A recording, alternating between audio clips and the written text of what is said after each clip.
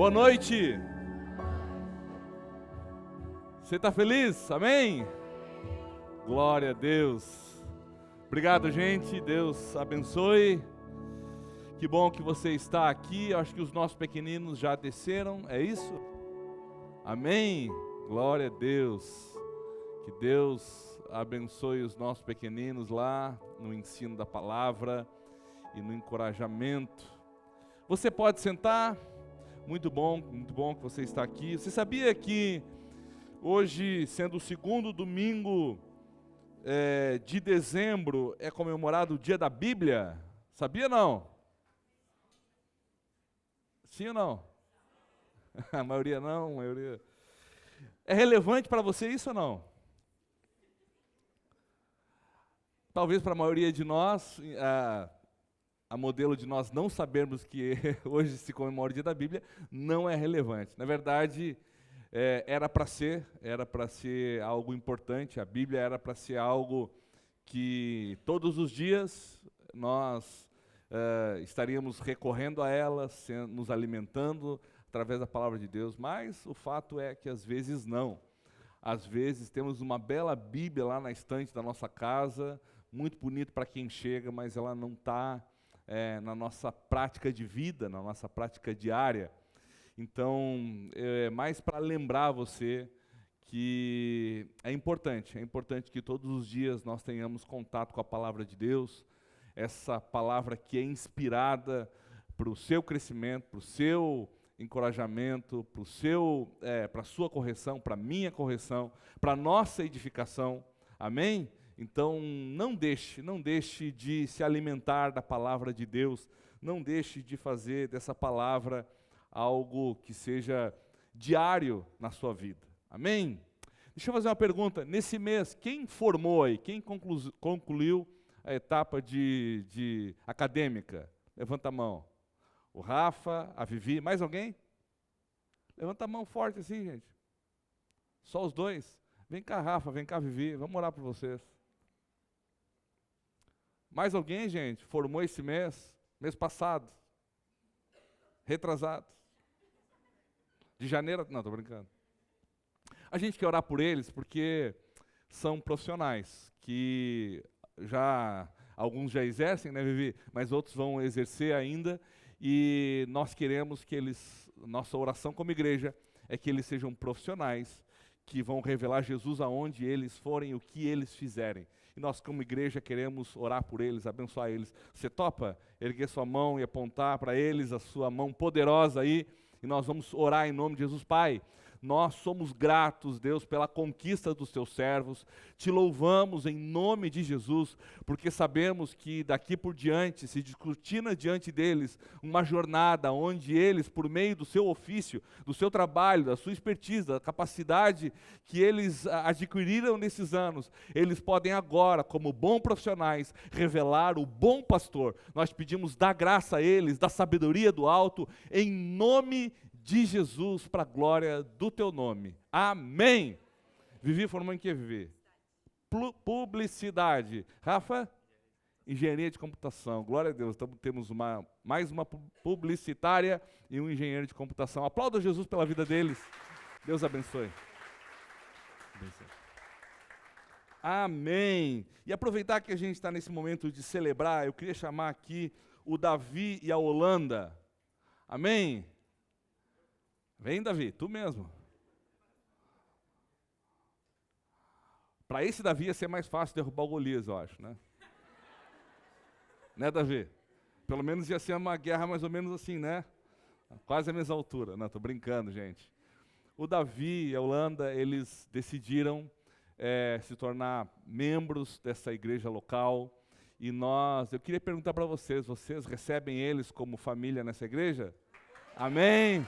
Glória a Deus, aleluia, bênção, vocês são bem-vindos em nome de Jesus, amém? Então, gente, a partir de agora, vocês podem cobrar deles, né, uma postura mais de parte dessa igreja local, assim como eles também podem chegar em vocês e cobrar de vocês parte dessa igreja local. Amém? Obrigado, Deus abençoe vocês, que vocês possam florescer aqui e abençoar esse local em nome de Jesus Cristo. Amém? Glória a Deus. Noite de Santa Ceia e a gente tem que correr um pouquinho, né? E como não é de praxe eu correr, fica um pouco, né? Fica estranho, né? Se acostuma, em nome de Jesus. Gente, eu queria nessa noite compartilhar a palavra com você. A gente tem uma chamada que alguém nessa semana ouviu falar sobre isso? Não? Sim ou não? Alguém ouviu falar sobre a polêmica da janela? Que coisa, né, gente? Gente, assim, eu quero começar dizendo que eu não estou aqui como juiz para julgar quem está certo e quem está errado, e não estava lá, então não tem como julgar. Mas eu quero usar essa situação que revela na verdade, revela um pensamento coletivo. E eu, assistindo aliás, não tem como não assistir alguma coisa relacionada a essa janela, porque todo mundo posta relacionado a isso. Mas quase todas as pessoas que postam relacionados a isso, eu fiquei vendo, sempre acabava o vídeo assim, uma caixinha de pergunta, diga aí a sua opinião. Fala aí o que você acha, está certo ou está errado? E o que eu comecei a perceber com isso, é que existe um desespero na sociedade pela opinião do outro. Parece que o que importa mais não é se é certo, se é errado, nada importa, importa é a opinião. E se a opinião é contrária, é legal, porque aí dá briga, né? Dá discussão, aí a gente consegue ficar guerreando lá na internet, e quem pode mais, não é esse lance mais ou menos assim que a gente enfrenta nos dias de hoje. Essa é uma realidade, infelizmente é uma realidade. A opinião vale muito, o que os outros pensam vale muito. A despeito, deixa eu fazer uma pergunta, quem sabe qual era o destino desse voo? Para onde iam? Olha aí, quem respondeu? Ah lá, nem consigo enxergar. A Thaís. Estamos aqui talvez em 200 pessoas. Uma pessoa sabia que o destino era Belo Horizonte. Pelo menos uma teve coragem de responder. E qual foi a grande polêmica? A polêmica era o bendito lugar. Não importa o destino, qual era o mais importante? O que todo mundo ali estava desfrutando igualmente? Todo mundo estava desfrutando igualmente da origem do destino, não é? Todo mundo estava partindo do mesmo lugar e indo para o mesmo lugar, mas isso se tornou irrelevante, porque surgiu no meio do caminho algo que um tinha, que o outro queria, e aí, de novo, eu não vou entrar no mérito da questão, quem está certo, quem está errado, quem está moralmente certo, moralmente errado, eticamente certo, eticamente errado, não é essa a questão. Mas o que eu quero dizer é que, às vezes, o que é mais importante se dissipa, e a gente fica agarrado em coisas que são, às vezes, ou na maior parte delas, irrelevantes. E é sobre isso que eu queria falar contigo nessa noite, porque muitas coisas que você tem gasto a sua vida, você tem se dedicado, você tem se esforçado, e algumas delas, das quais você tem brigado, são coisas irrelevantes. São coisas que estão só roubando ali a tua paz. E eu queria, se você puder abrir comigo, lá em Mateus, capítulo 20. Mateus, capítulo 20, nós vamos ler uma porção um pouquinho maior, de 1 a 16, então se prepare.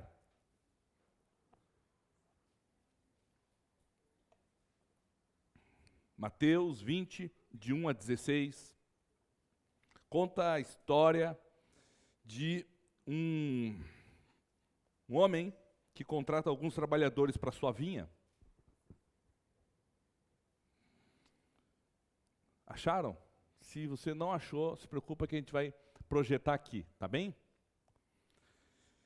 20, a partir do verso 1, eu estou lendo na versão NVI, então, para o teu melhor entendimento, se você quiser acompanhar nessa mesma versão, acompanhe aqui na projeção.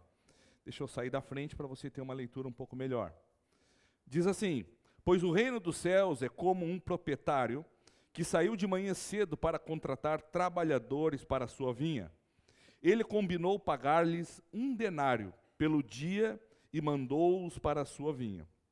Por volta das 9 horas da manhã, ele saiu e viu outros que estavam desocupados na praça, e lhes disse: vão também trabalhar na vinha, e eu pagarei a vocês o que for justo. E eles foram.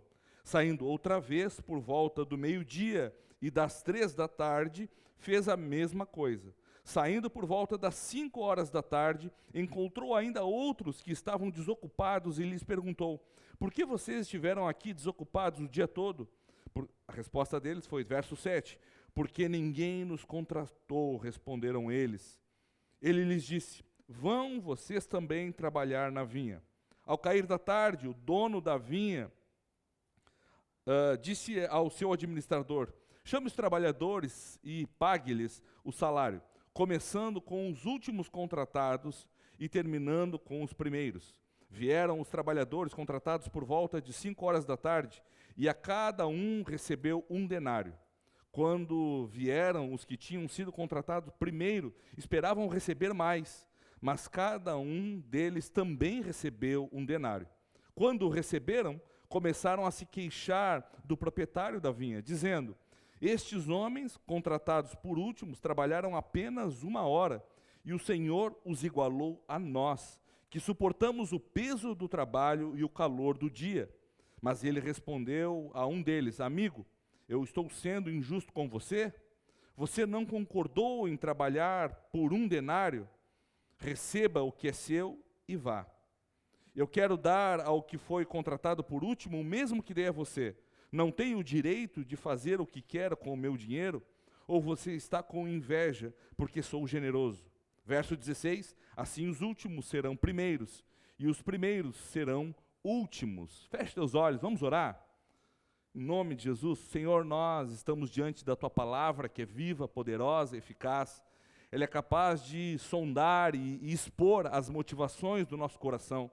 Nós te pedimos, Deus, que essa palavra nessa noite nos alimente, nos confronte, nos encoraje, mas que essa palavra também nos cure, sare o nosso coração, sare a nossa alma. Nós te pedimos isso no nome de Jesus, Pai.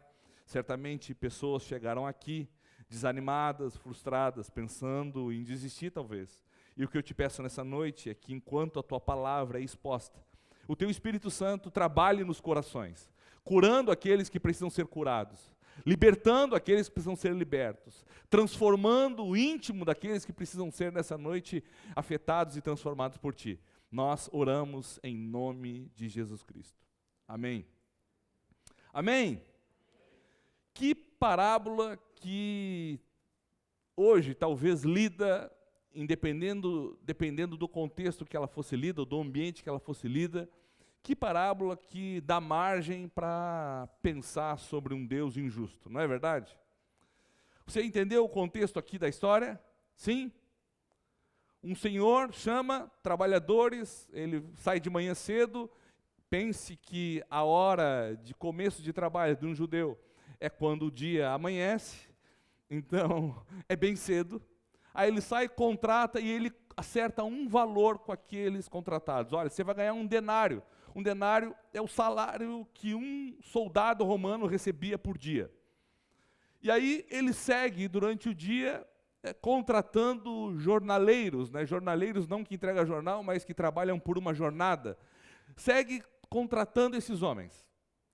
E até chegar um momento que ele contrata os últimos trabalhadores para sua vinha, e estes são contratados 1 hora antes do final da jornada, que é quando o sol se põe, supostamente aqui às 18 horas.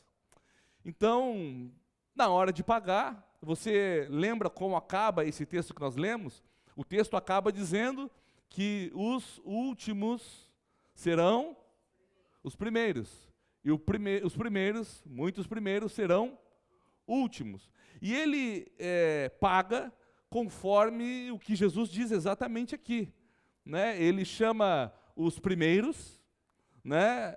Chama os últimos, todos juntos, só que os últimos começam a receber primeiro. E até aqui a gente não chegou na questão de valor, mas já começa uma coisa estranha. Porque, teoricamente, os primeiros a serem pagos na nossa ética, né, na nossa perspectiva de vida, os primeiros a serem pagos seriam os primeiros que chegaram lá. Não é assim que a gente pensa, naturalmente? E aí não, na parábola a gente vê que esses primeiros que chegaram, eles são deixados por último, e propositalmente aquele senhor começa a pagar os que chegaram por último. E os que chegaram por último certamente se surpreendem com o que eles recebem. Porque eles trabalharam 1 hora e eles recebem a mesma quantia daquele que trabalhou o dia inteiro. Ele vai pagando, quando chega para aqueles primeiros, aqueles que chegaram de manhã cedo, na hora deles receber, imagina que eles estavam pensando, olha, se o cara que trabalhou 1 hora ganhou uma jornada, um dia de trabalho, eu vou ganhar muito mais. E aí ele chega e na hora de receber, ele recebe a mesma quantia. E aí você vê que surge a indignação aqui. Eles começam a razoar, murmurar, e eles estão murmurando por quê? Vocês lembram o que diz o texto?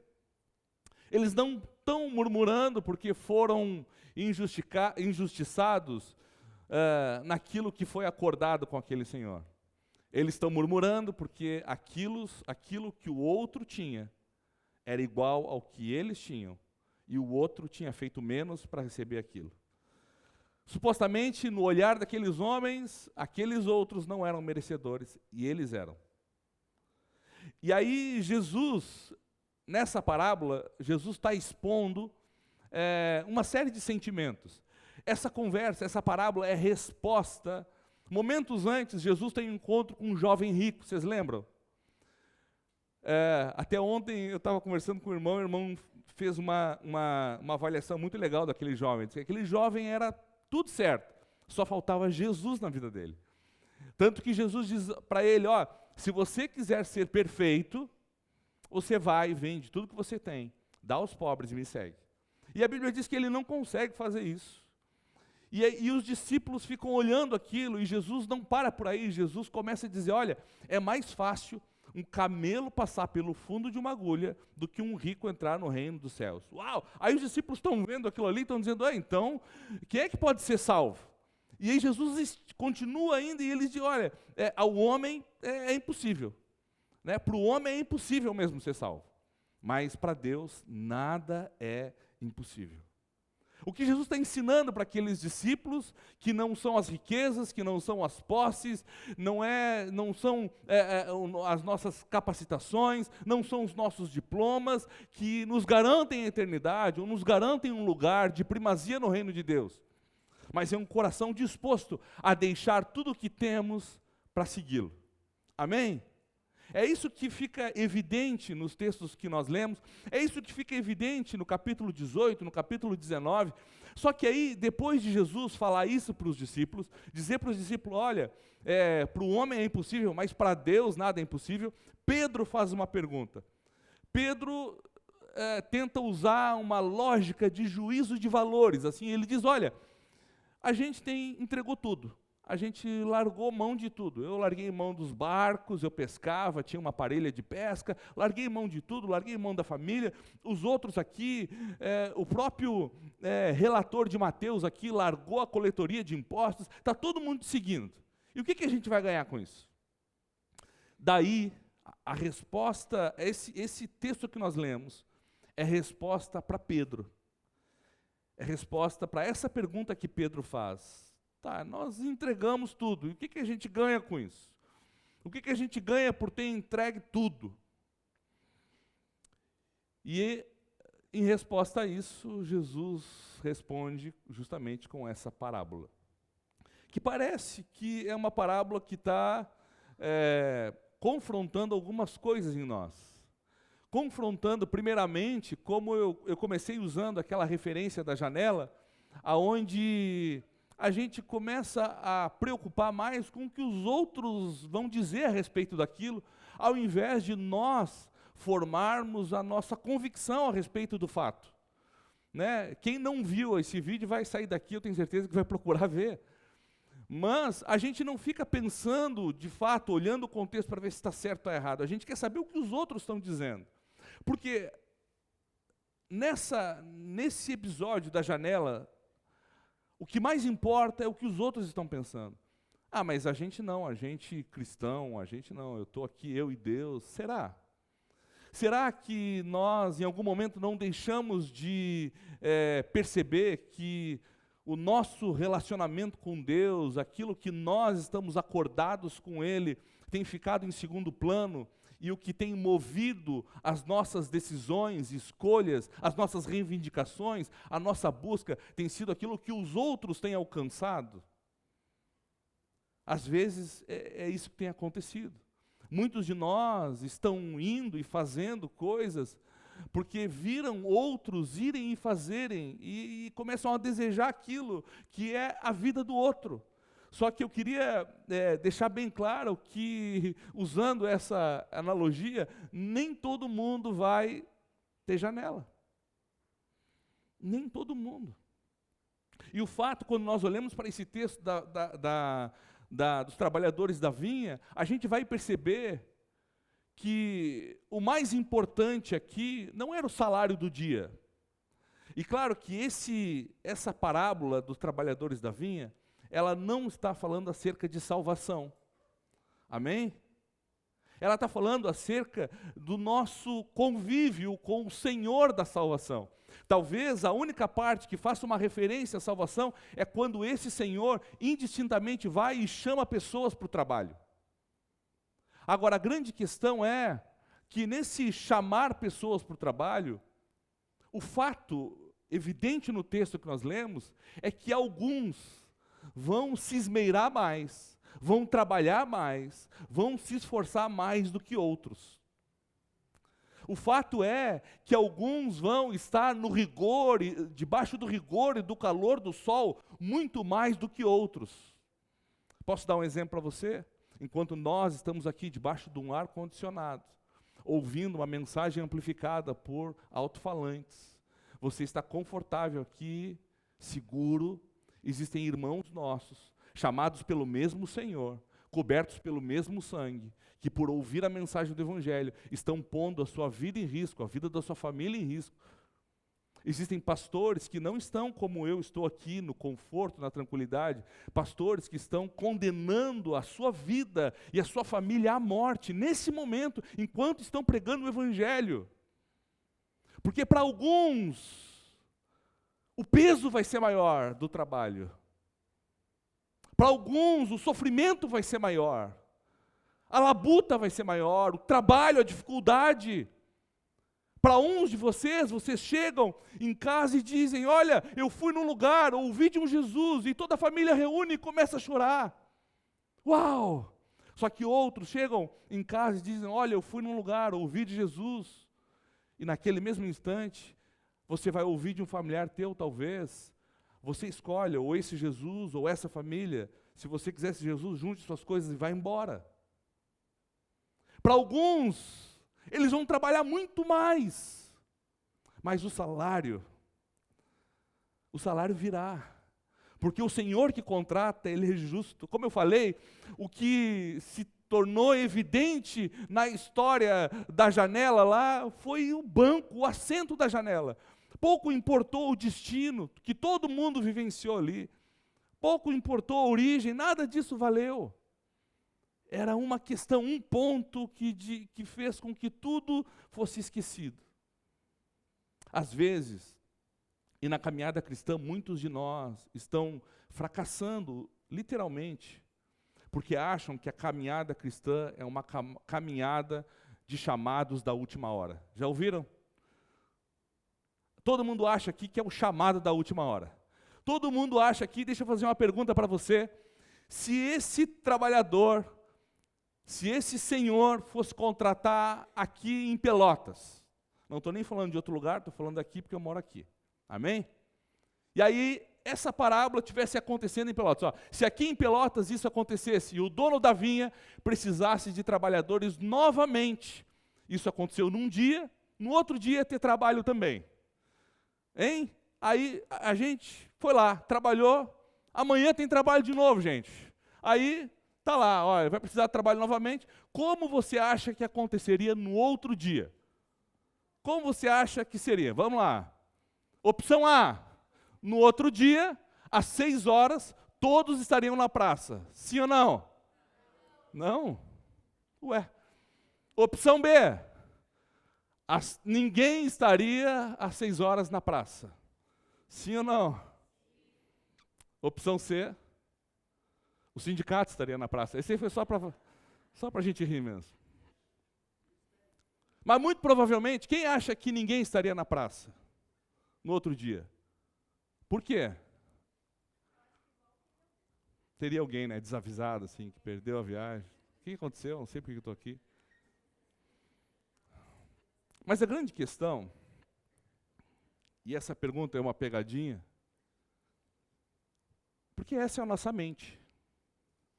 Essa é a nossa mente.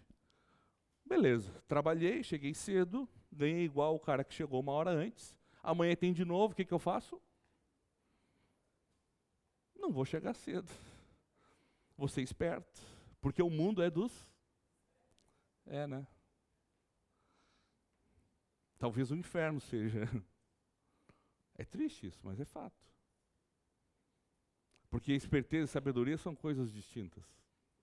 Mas a grande questão aqui é que muitas vezes o nosso coração é revelado justamente nessa ótica. Na ótica de qual é o mínimo que eu posso fazer para herdar a vida eterna. Porque lembra que eu falei que essa parábola é uma resposta a Pedro, e a pergunta de Pedro surgiu ele olhando para o jovem rico? Porque a grande pergunta do jovem rico é: o que eu posso fazer entregando o mínimo possível? E aqui, de novo, Jesus entra na mesma questão. O que nós podemos fazer para herdar a vida eterna, para ter a segurança de que quando os teus olhos e os meus olhos se fecharem, nós não vamos passar a eternidade perecendo, mas nós vamos para o céu. O que a gente pode fazer, assim, para ganhar isso, fazendo o mínimo possível? Gente, eu preciso fazer uma crítica a uma convicção minha. Infelizmente, maus expositores pregaram a doutrina reformada de um jeito equivocado, aonde as pessoas acham, existe um movimento chamado Novos Reformados. Depois você pesquisa isso na internet. Esse movimento começou com uma meninada, assim, que começou a achar que descobriu a roda, quando descobriram a soberania de Deus.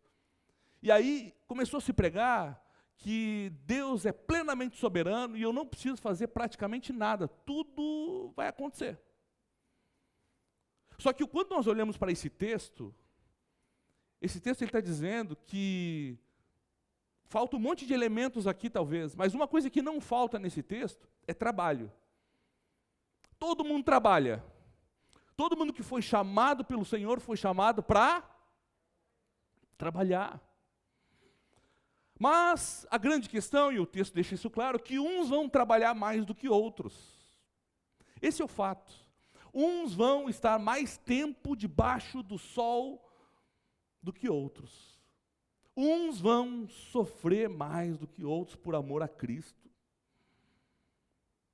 E a gente precisa ter maturidade para entender isso. Porque às vezes, se isso não entra na nossa capacidade de compreensão, a gente começa a ficar aquele crente manhoso, que não consegue se alegrar com o que tem, porque todo o tempo que ele tem, ele está invejando o que o outro tem, ou ele está comparando o que ele tem com o que o outro tem. Eu não quero que você levante a mão, mas eu tenho certeza que tem um monte de gente aqui que é fiel dizimista, é fiel ofertante, e passa trabalho na sua vida financeira. Eu tenho certeza aqui que tem um monte de gente que ama pessoas, que serve pessoas, e às vezes, quando precisa chorar, ou abrir o seu coração para alguém, não consegue encontrar uma pessoa para abrir o coração. Não é assim? Aqui não, né? Aqui todo mundo tem gente para chorar, É assim, gente. Porque o fato é, irmãos, que a despeito do que nós estamos enfrentando, o que mais importa é que todos tiveram um encontro com o Senhor que os arregimentou para o trabalho. Eles não ficaram como aqueles outros que estavam lá vadiando na praça, perdidos na praça. Não, eles foram chamados para um trabalho. É fato, uns trabalharam mais, outros menos, mas todos puderam receber das mãos daquele Senhor a paga pelo seu trabalho. O que eu quero te encorajar nessa noite, a você começar a perceber quem tem te chamado. a você começar a perceber que o chamado que você recebeu de Deus é um chamado que vai exigir de você trabalho, que vai exigir de você esforço, que vai exigir de você comprometimento. Não existe vida cristã sem entrega, não existe vida cristã sem esmero. Eu não estou falando de salvação. A salvação, sim, é pela graça. Nós vamos participar da Santa Ceia, que nos lembra do preço pago por Jesus na cruz, por mim e por você, para que os nossos pecados fossem perdoados, para que a risca de dívida que nós tínhamos fosse paga, e que nós, que outrora estávamos separados de Deus, agora podemos ter livre acesso a Ele por meio do seu Santo Espírito e por meio do sangue de Jesus. Isso é uma coisa, mas essa vida cristã não é uma vida estática, não é uma vida passiva, é uma vida de muito trabalho. E pasmem, uns vão trabalhar muito mais do que outros. Tem esposas que vão orar muito mais do que outras para que o seu marido se converta. Tem maridos que vão orar muito mais do que outros para que a sua esposa se converta. Tem mães que vão chorar muito mais lágrimas do que outras para que os seus filhos se rendam. Uns vão trabalhar muito mais do que outros. O que você não pode é ficar a sua vida inteira olhando para a experiência do outro e dizendo: por que a minha não é assim? Por que a minha família não se converteu simplesmente quando eu cheguei e disse: olha, eu encontrei Jesus? E todos disseram: eu também quero, vamos juntos. O que você não pode é cruzar os braços e ficar apontando e dizendo: esse Senhor é injusto. Esse Senhor, Ele não sabe fazer conta, Ele não percebe que eu tenho trabalhado desde cedo. Trabalhe, enquanto houver vida, trabalhe para o Senhor. Não fique se comparando com os outros. Ah, mas o trabalho do irmão lá, o irmão mal abre a boca, as pessoas começam a entender tudo que ele fala, é uma bênção, ele fala, Jesus se materializa quase ali onde ele fala. Não importa. Deus chamou ele naquela hora, naquele tempo, e chamou você na sua hora e no seu tempo, e vai usar você na sua hora e no seu tempo, do seu jeito.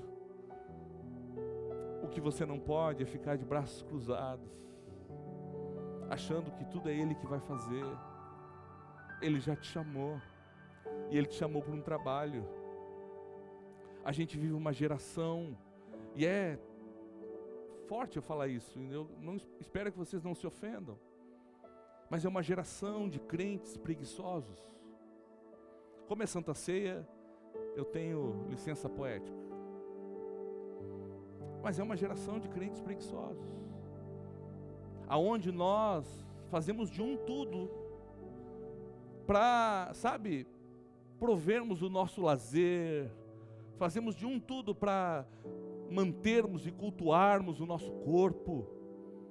Acordamos de madrugada, vamos para a academia, regramos a nossa alimentação, viajamos 20 horas se necessário for para mergulharmos naquele límpido e cristalino mar. Juntamos dinheiro um ano inteiro para entrarmos num avião e brigarmos pela janela. Fizemos um carnê de 10 prestações para comprar a bendita roupa. Se esforçamos para tantas coisas, mas quando o assunto é Deus, estamos doentes, atarefados, cansados, sobrecarregados, e afinal de contas Deus entende tudo isso.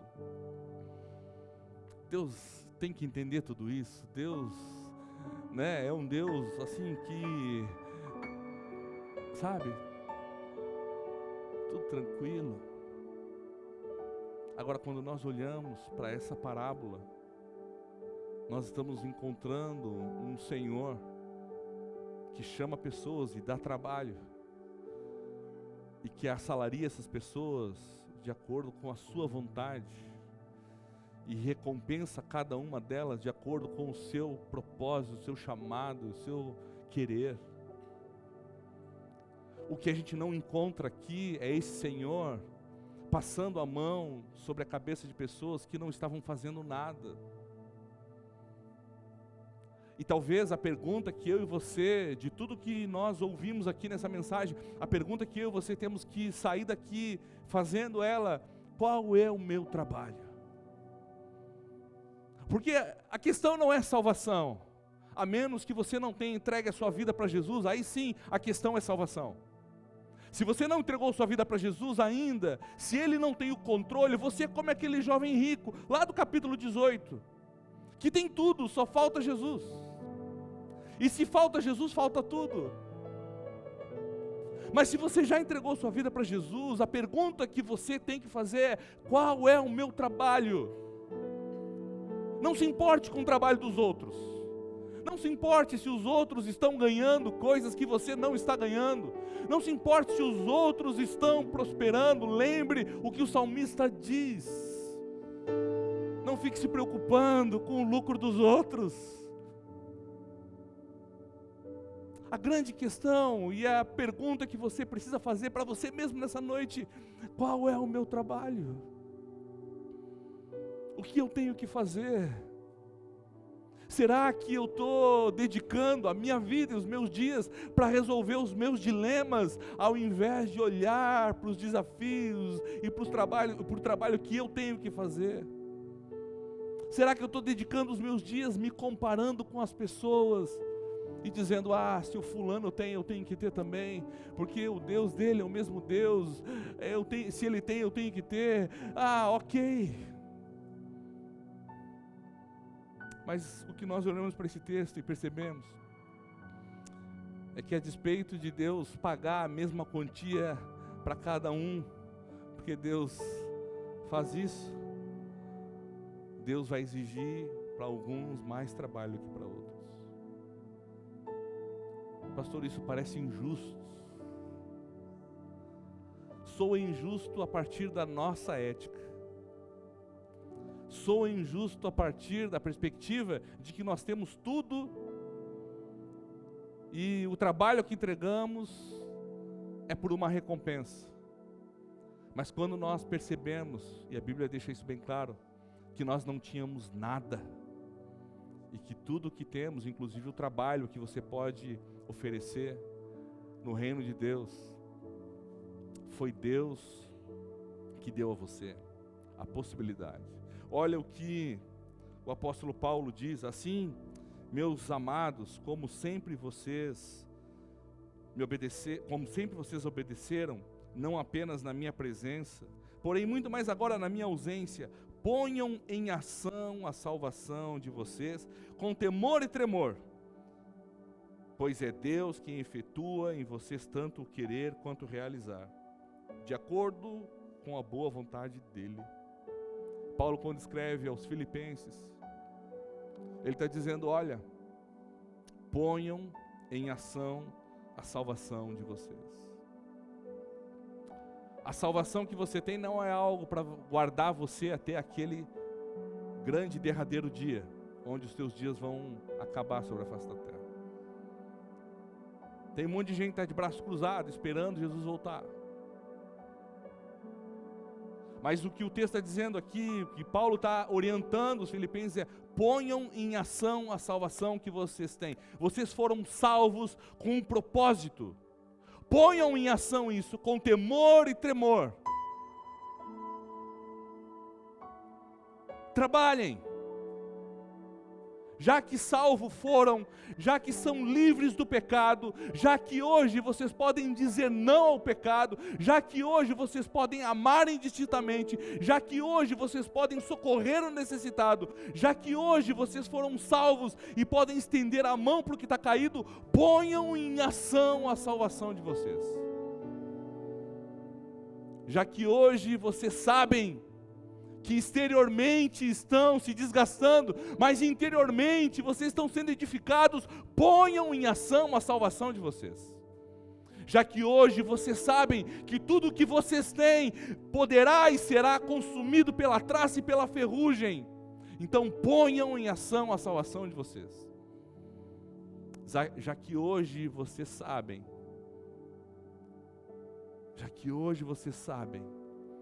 que podem tirar tudo de vocês, e ainda assim, vocês não serão arrebatados das mãos do Salvador.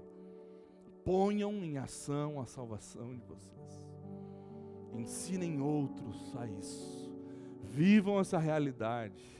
Apontem a Jesus para outros. Trabalhem por isso, esmerem-se por isso, esforcem-se por isso, já que hoje vocês sabem que não é a riqueza, não é os recursos, como diz a Bíblia, não são o sangue de animais que te garante purificação e perdão dos pecados, mas sim o sangue de Jesus. Ponham em ação a salvação de vocês. É isso que Paulo está dizendo, é isso que Jesus está dizendo nessa parábola. Trabalhem, trabalhem, trabalhem, não pela justiça que vocês construíram a partir da ética de vocês, mas trabalhem com os olhos no Senhor que os chamou. Trabalhem com os olhos naquele que os arregimentou. Trabalhem pelo que é certo. Amém? Nem todo mundo vai pegar a janela, gente. Mas todo mundo está no avião. Você vai chegar no destino também. Porque um alto preço foi pago pela sua vida. O seu destino outrora era o inferno. Com diploma e tudo. Com grana e tudo. Com saúde e tudo. Com a sua capacidade, a minha capacidade e tudo. Nós íamos para o inferno. Nós estávamos em guerra com Deus. Mas Jesus se interpôs entre nós. Perdoou os nossos pecados. Hoje nós temos livre acesso. O céu nos é garantido não pelo nosso esforço, mas pelos méritos de Jesus naquela cruz. Agora, já que Ele trabalhou pela nossa salvação, nós devemos pôr essa salvação em prática. O que você está fazendo para Jesus? O que você está fazendo pelo Evangelho? Pastor, eu não tenho tempo, eu estou com tanto problema, eu estou lambendo as minhas feridas. Larga a mão disso hoje. Larga a mão disso hoje. Porque a Bíblia diz que se eu e você buscarmos o reino em primeiro lugar, as demais coisas serão acrescentadas. O que são as demais coisas? O que são as demais coisas para você? Se você tem dificuldade em responder o que são as demais coisas, tem alguma coisa errada na sua vida. Porque as demais coisas é tudo que não é Deus. É as demais coisas. Busca o reino em primeiro lugar. E a sua justiça. E o resto vai ser acrescentado. Não de forma passiva, como nós vemos aqui, envolvendo o trabalho, mas do que você precisa, você vai receber do alto. A família que você tanto busca, o trabalho que você tanto busca, isso você vai receber do alto. Mas se você tem dificuldade em dizer o que é o resto, muito provavelmente esse resto está sendo o principal. Trabalhe pelo Senhor. Amém? Eu quero desafiar você nessa noite a tomar uma decisão aí no seu coração. E eu não vou fazer você vir aqui à frente para que isso não se torne brasas amontoadas sobre a sua cabeça. Porque muitas vezes nós negligenciamos a palavra de Deus e fazemos votos de tolo. A Bíblia fala contra isso. O voto de tolo é aquele que assume fazer algo para o Senhor e diz, não, brincadeirinha, Senhor, não era bem assim. E porque aqui nesse ambiente, onde a gente está meio emocionado, né? Fundinho, meia luz, aí eu dou a ênfase nas palavras, de certa maneira isso vai mexendo com o seu emocional, não é? Aí fica fácil a gente fazer compromisso com o Senhor, dizer, não, Deus, eu acho que eu tenho me preocupado mais com os outros do que com aquilo que o Senhor me chamou para fazer. Eu acho que eu tenho trabalhado pouco, eu acho que eu estou ficando só olhando para os problemas e não estou gastando a minha cabeça e trabalhando para Ti. Não, eu vou fazer um compromisso hoje, a partir de hoje eu vou trabalhar mais. Vai ser meio a meio. Metade do meu trabalho, não é isso, irmãos. Não se iluda. Porque toda a Bíblia, ela foi escrita a partir de uma perspectiva hebraica, sabia disso? Embora o Novo Testamento tenha sido escrito em grego, o olhar de quem está escrevendo e para quem está sendo escrito é na perspectiva do judeu. O grego, ele vive aquela vida meio dualista, assim, aquilo, né? Aqui é meu trabalho, aqui é minha fé, aqui é meu trabalho, aqui é minha filosofia. O hebreu não. Ele vai para o trabalho e ele diz: como é que eu posso fazer que o meu trabalho glorifique a Deus? Como é que eu posso fazer que a minha família não seja para o meu deleite, para a minha satisfação, mas seja para a glória de Deus? Como é que eu posso fazer de ir no mercado e quando eu estiver no mercado, Jesus seja exaltado? Como eu posso fazer? Como eu posso fazer que quando eu estiver lá montando a minha defesa, Deus seja exaltado? Como eu posso fazer? Como eu posso fazer para que tudo em mim adore e exalte o nome do meu Salvador? Como nós podemos fazer isso? Essa é a pergunta que precisa pairar nas nossas mentes e no nosso coração. Como você pode fazer para tudo o que você faz aponte para um Salvador? Isso é trabalhar, gente. Uns vão ter que trabalhar muito mais, dependendo do meio onde você está, nas mesas que você senta, com as pessoas que você fala, nos ambientes, dependendo da família que você tem, você vai ter que trabalhar muito mais, se esforçar muito mais, chorar muito mais, frequentar muito mais reunião de oração, ler muito mais a Bíblia, jejuar muito mais. Outros nem tanto. Mas isso não torna Deus injusto. Porque se Ele dá mais trabalho para você, saiba de uma coisa, você não ganha trabalho que você não pode suportar. Você não ganha aprovação maior que você. Amém? Entendeu? Sim ou não? Vou ser bronzeado hoje aqui. Está forte? Em nome de Jesus. A pergunta que eu quero que você saia daqui nessa noite é: como eu posso trabalhar mais para o Senhor? Eu não quero ser um crente preguiçoso.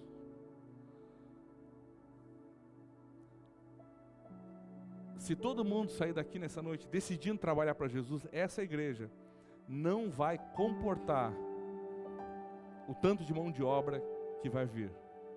Isso não significa que você não tenha nada a fazer. Porque você tem um vizinho, você tem uma vizinha. Você tem amigos de trabalho. Você tem familiares que ainda não conhecem Jesus. Você tem um bairro para ganhar, uma cidade para ganhar. Você tem pessoas à sua volta com a sua mente cauterizada e que tudo o que conduz elas são ideologias fugazes que passam conforme o tempo. E você pode influenciar essas pessoas.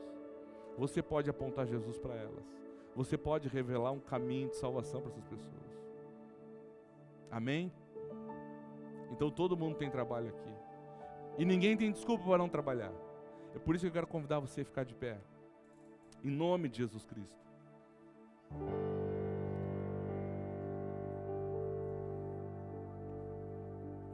Nós vamos participar da ceia. Ia pedir para os diáconos se posicionarem. Mas antes de participarmos da ceia, eu quero convidar você a examinar o seu coração.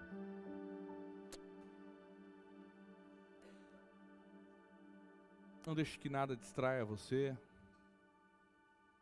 Tenha um momento agora de você, de fato, avaliar as suas motivações. Talvez você seja alguém que tem todo dia se comparado com outras pessoas. Talvez o teu alvo e o teu desejo não é aquilo que Deus revelou para você que você tem, mas é aquilo que você viu em alguém e achou legal. Talvez o seu alvo e o seu desejo é só carência. Alguma coisa que você não tem. Durante muitos anos, eu quis ter um filho, porque eu tive um mau pai. O meu desejo era ter um filho para que eu pudesse ser um bom pai. Deus misericordiosamente, e quem conhece a nossa história sabe que foi de forma misericordiosa e milagrosa, Deus nos deu um filho. E hoje eu percebo que essa motivação de ser um bom pai, porque eu tive um mau pai, não me torna um bom pai. Só essa vontade não me faz um bom pai. Eu hoje, quando eu olho para o meu filho, eu percebo que para eu ser um bom pai, envolve muito trabalho, muito esforço, muito negar a mim mesmo.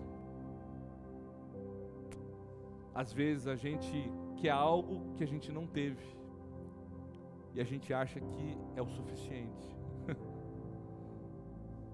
Não é assim. Deus sempre vai requerer de você trabalho. Deus sempre vai requerer de você esforço. Deus sempre vai requerer de você envolvimento. Lembra quando Jesus multiplica os pães e os peixes? Ele dá nas mãos dos discípulos e os discípulos têm que distribuir. Podia ter posto tudo num cesto, ter abençoado, já vem cada um aqui, pega o seu, vai estar tudo multiplicado. Não. Ele chamou os discípulos e deu trabalho para os discípulos. Enquanto os discípulos trabalhavam, o milagre aconteceu. Amém? Você quer viver milagre de multiplicação na sua vida? Regra básica para o milagre da multiplicação acontecer: trabalhe. Você quer viver o milagre do consolo na sua vida? Regra básica para o milagre do consolo acontecer na sua vida: console. Encoraje, você será encorajado. Ame, você será amado. O milagre sempre acontece quando envolve o seu trabalho. Em nome de Jesus Cristo. Feche teus olhos. Põe a mão no teu coração, se você puder fazer isso. Pai, nós oramos em nome de Jesus. Consagramos nossa vida a Ti nessa noite. E diante dessa palavra, dessa mensagem que nós ouvimos, Deus, nós lançamos fora tudo aquilo que é humano, carnal, e ficamos somente com a Tua palavra, inspirada pelo Teu Santo Espírito. Palavra essa que nos confronta, que nos alimenta, que nos encoraja e que nos revela, quem somos. Palavra essa que é como um espelho posto diante de nós, que vai mostrando ali, Senhor, as nossas imperfeições, as nossas mazelas. Nós te pedimos nessa noite, em nome de Jesus. Trata conosco, Senhor. Nos ajuda a desejar a Tua vontade. Livra-nos desse coração queixoso que foi encontrado nesses trabalhadores da vinha. Esses, Deus, que não foram injustiçados, muito pelo contrário, aquilo que o Senhor prometeu receberam, mas que eles e que nós, que talvez somos os trabalhadores que para mais ardor, para mais trabalho fomos chamados. Deus, não nos deixa murmurar, não nos deixa achar que nós somos injustiçados porque sofremos, porque passamos por provações, porque passamos por privações. Não nos deixa nos achar injustiçados porque sofremos perdas. Não nos deixa nos acharmos injustiçados. Mas se porventura nós somos estes trabalhadores da última hora, que receberam com pouco esmero, com pouco trabalho, não nos deixa sermos vaidosos. Não nos deixe envaidecer. Que todo o tempo nós possamos lembrar que somos convidados a pôr a nossa salvação em ação, com tremor e temor diante da Tua presença. Porque é o Senhor que opera em nós o querer e o realizar. reconhecemos isso nessa noite. E ao sentarmos à mesa, ao comermos do pão, ao bebermos do cálice, nós queremos mais uma vez trazer à memória que é o Senhor que efetua o querer e o realizar, que é o Senhor que nos salva pelos méritos de Jesus na cruz do Calvário, que se entregou por nós, vis pecadores, fomos resgatados por Ti. E quando nós comermos do pão, quando nós bebermos do cálice, que a nossa memória, que a nossa mente seja tomada das verdades que em nós não há mérito pela salvação, não é pelo trabalho que fazemos, mas é pelo chamado eficaz do Senhor que nos encontra. Graças te damos, Jesus. Graças te damos porque o Senhor nos salvou. Nós éramos pecadores, perdidos em nossos delitos, e o Senhor nos resgata.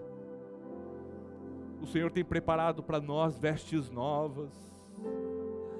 O Senhor tem preparado uma água pura para nos purificar e nos lavar. O Senhor nos encontra como pecadores, mas há um projeto no teu coração de mudança e de transformação em cada um de nós, de purificação e santificação, que exige o nosso esforço e o nosso trabalho também. Nós te pedimos nessa noite, Senhor, nos livra de sermos preguiçosos na caminhada cristã, de sermos passivos na caminhada cristã. Nós te pedimos em nome de Jesus Cristo, perdoa os nossos pecados, em nome de Jesus. Consagramos a Ti o pão e o vinho, como elementos que representam a Tua morte naquela cruz. Nós, em nome de Jesus, fazemos isso.